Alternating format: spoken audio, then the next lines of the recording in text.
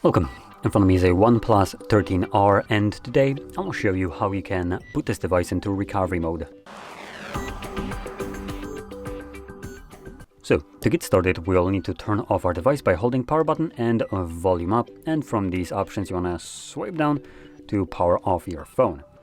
Once the device turns off, which is indicated by the vibration, hold power button and volume down at the same time, and let go of the power button when you see the OnePlus logo. Now once the logo disappears, you can also let go of the volume down as well. And here we just get to select our desired language. Now this is very dim, so we have two languages that I don't even know which ones they are. But the third one is English, so that's what I'm going to press, and this will present us with the three options that we have access to. We have format data, which is just a factory reset of the device. Then we have a reboot device and power off, which are two methods of leaving this recovery mode.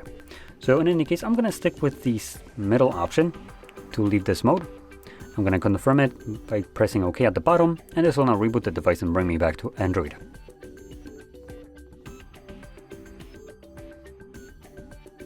And as you can see, we are now back in Android. So if you found this very helpful, don't forget to hit like, subscribe, and thanks for watching.